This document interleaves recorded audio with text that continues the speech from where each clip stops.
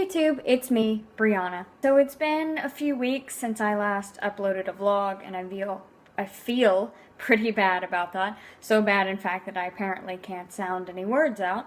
And I decided to remedy this issue by producing this lovely Q&A video.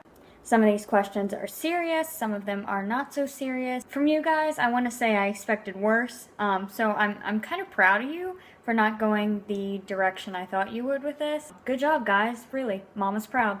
Mama's very proud of all of you.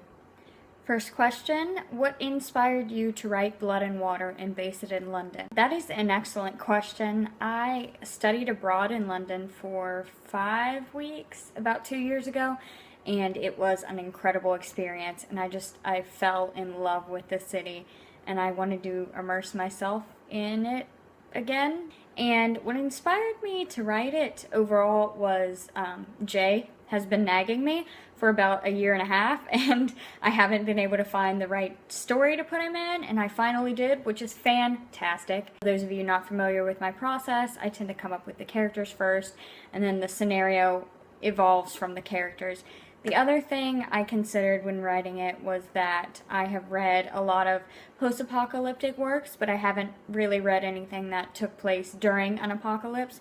So that's why I decided to set my novel in sort of mid-apocalyptic London. I don't know if that's a term, but if it's not, I just coined it, which is great. And then number 2, if you make use of notebooks for writing, can you show some of them to us?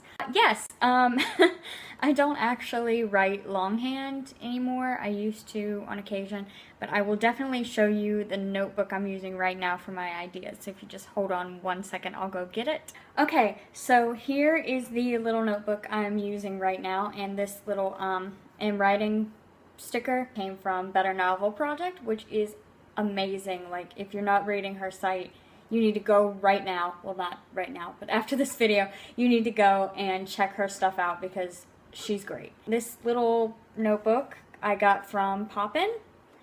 They sell some beautiful office supplies, so definitely go check them out too. I'm not sponsored by them or by Better Novel Project. I'm just sharing some quality things with you guys. One thing I really like about this is that it has this little thing, strap, whatever, I don't know what this is called. Anyway, I like it because I feel like it's an extra layer of protection. Like, if someone finds this, just the added step of taking this off, people are so lazy that they might be like, oh, you know, I don't really need to look inside it, I don't need to take it off. So it's just like a little added privacy bonus, I guess. Inside I have all kinds of stuff, just, there's no order to it. I've got a blog posting schedule, I've got some blog ideas, here's part of a blog post written out. Let me see. There's some pink pen. That's pretty cool. I think that's actually, there you go. That's part of Blood and Water. I think chapter 3. I don't really remember. But yeah, there's a lot. It's pretty new. There's a lot I still haven't done. But I really like this notebook because it's big enough where I don't feel like I have to contort my body to write in it, but it's small enough to fit in my purse, which is great because I can just whip it out wherever I am and just write down what's on my mind. Okay, and the next question is, which person in Twilight did you most want to kill? Wow, that's not going to be an easy one because I think I wanted to choke everyone. Is your hair real? Yes, it's real. I guess you're asking me if it's naturally curly, not if it's like a weave, but it's not a weave either because I don't have the money or the time to deal with extensions, and it is naturally curly like this, or wavy, or whatever you want to call this. It's natural. The highlights aren't natural, but they're kind of fading now, so we don't have to talk about that. Are you real? No. Who is your favorite Beatle? I realize I'm wearing a John Lennon crop top, so this is kind of an ironic question, but my favorite Beatle is not John Lennon, it is Paul McCartney, and I got to see him back in October in concert, and he was beautiful, and I cried like 7 times. What do you want people to feel when they read your writing? Basically, a lot of my writing has to do with showing what's wrong with the world and sort of opening the floor for people to come in with ideas to fix it. Number 8, where did Mud Eyes go? Mud Eyes was banished because it wasn't going well, and it's not the story I wanted to write. It's a story that I thought people would read. I wasn't writing it for myself, and I do want to use some of those characters in something else, but I don't think I'm ready to write it yet. What are your publishing plans, traditional or indie? Honestly, when I first started writing, I was leaning more toward traditional, but now I think indie publishing would suit me better because I'm not a very patient person and I'm very driven, so I think I have what it takes to actually finish my writing and push it out myself. I don't like depending on other people, so I feel like if I'm doing all the work, it'll be easier on me somehow. I mean, I'm not saying independent publishing is easier, but for me, as a control freak, indie publishing just makes more sense. So right now, that's what I'm leaning toward. If that changes, I'm sure I'll let you guys know. How do you stay motivated? This is a question I get asked a lot in regards to writing and blogging and doing these and just a lot of things that I have going on in my life. And the only thing I have to say as far as motivation goes is every night when I go to bed, one of the things I think about the most, like right before I close my eyes, is where I'm going to be in the future. And if I'm not happy, what steps I can do to change that. And so I'm just constantly focused on my goals and what I want to achieve and what I want to do next. The other part of it is that I am just naturally a self-motivated person. And I'm pretty ambitious, so I set lofty goals for myself and I push myself to achieve them.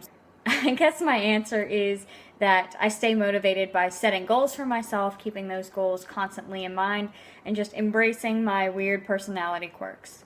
Is there any genre you can't write but wish you could? Horror.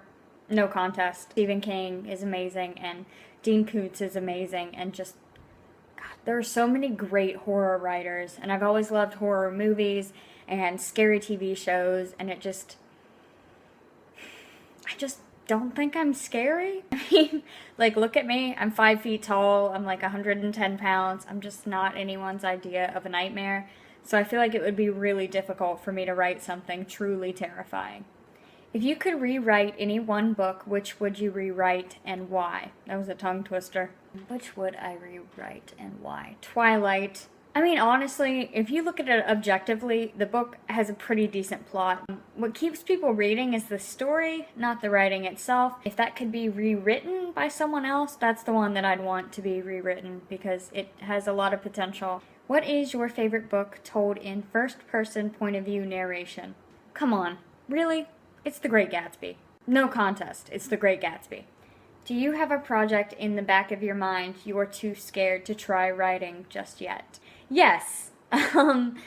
Long answer short, I guess. Like I mentioned before, Mud Eyes, as I have been writing it, is not entirely what I envisioned for the character's story to look like. I want to use Atalanta and put her in her own story. I already have parts of that mapped out in my mind, but I just don't feel like I've had enough experience to write it yet.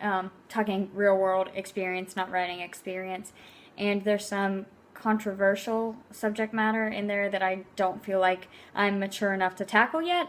So hopefully one day I'll be able to write Mud Eyes the way that I want to write Mud Eyes, but for now I'm too afraid to go into that. So I'm just tucking it away until hopefully one day when I'm older and wiser and more worldly and all those fantastic things.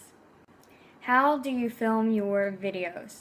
I've been getting this question a lot, and it kind of surprises me because my videos are not the best quality on YouTube.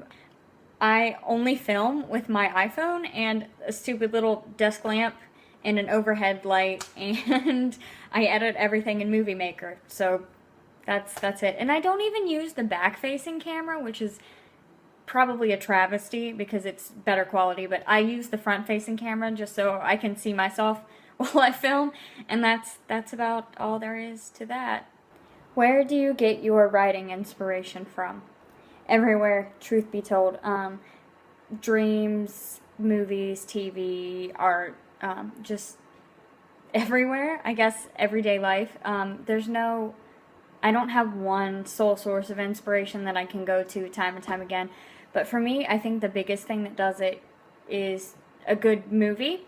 I'm a big film buff, so if I go and watch a movie that I've never seen before and it just visually blows me away, or the acting blows me away, or the writing is just incredible, usually I can go back home after going to the movies and just pound out like 4,000 words, no problem. So I guess my biggest source of inspiration is other forms of art. Okay, so that was a lot more fun than I thought it was going to be. I was really looking forward to answering those questions, and I'm really glad you guys actually sent me questions to answer, and that it wasn't just me making up questions, because that would have been pretty sad and not entirely beyond something I would do. Yeah, if you want to see another video like this, just let me know in the comments below. Feel free to add some questions that you want me to answer. You can go ahead and do that again in the comments, or you can also do that on Twitter, Facebook, Instagram, Tumblr, wherever the heck else I am. And if you like this video, you should comment on it, thumbs up, and subscribe. And I will see you all, hopefully, God willing, unless something terrible happens to me, next week. Bye!